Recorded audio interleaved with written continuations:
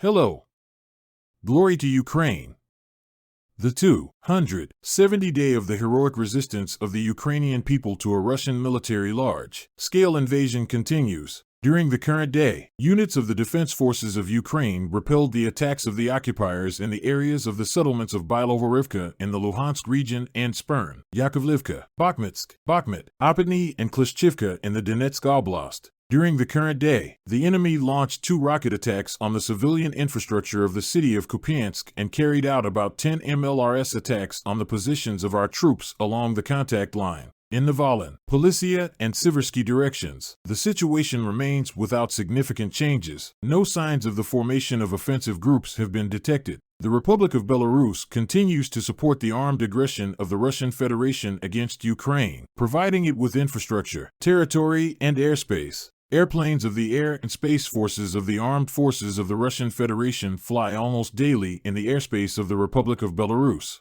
The MiG-31K aircraft, which takes off from the Majalishi airfield, is the carrier of hypersonic missiles Kinzhal, capable of hitting objects throughout the territory of Ukraine. It is because of this that we are forced to announce an air alert so often in all regions of our state. In the border areas of Bryansk and Kursk regions, the occupiers continue to maintain separate units of their troops. In the Slobozansky direction, the enemy shelled the areas of Dvorikna, Ohertseve, Strileka, Staritsa, and Chekivka settlements of the Kharkiv Oblast. In the Kupyansk and Lyman directions, the enemy is conducting defense on the captured lines, firing mortars, barrel, and rocket artillery, in particular in the areas of Krokmal and Tabaivka settlements of the Kharkiv Oblast, Novoselivsk, Makiivka, Ploshenka, and Nevsk in the Luhansk Oblast, and Berestov in the Donetsk Oblast. In the Bakhmut, Avdiivka, and Novopavlivka areas, the enemy is concentrating its main efforts on conducting offensive operations. Conducts shelling from tanks and the entire range of artillery in the areas of Andrivka, Bakhmut, Bakhmutske, Bilohorivka, Verkhnokamiansk, Vasil, Vermivka, Volodar, Klishchiivka, Maersk, Opytne, Rozdalivka, Paraskovivka, Soldar, Spirne, and Yakovlivka settlements of the Donetsk Oblast.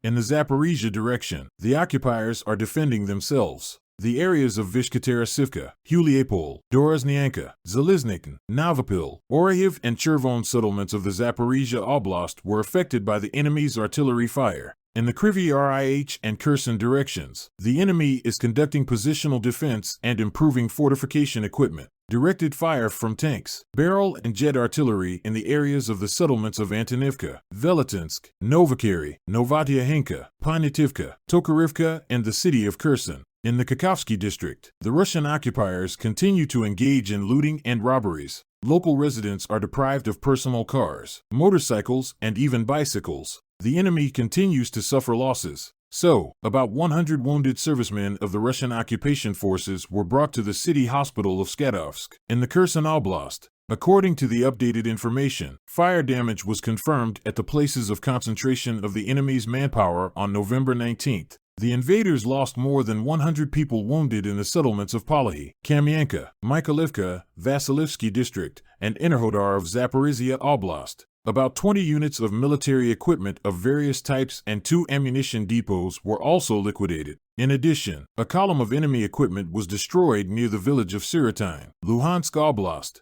During the current 24 hours, the Ukrainian aviation made 6 strikes on the enemy, 3 on the areas of concentration of personnel, weapons, and military equipment, and 3 on the positions of anti-aircraft missile systems. At the same time, units of missile forces and artillery of the defense forces hit 2 control points, an ammunition warehouse, an area for the concentration of personnel and anti-aircraft weapons, and 2 other important objects of the occupiers. I support the armed forces. Together we will win. Glory to Ukraine. Let's keep in touch.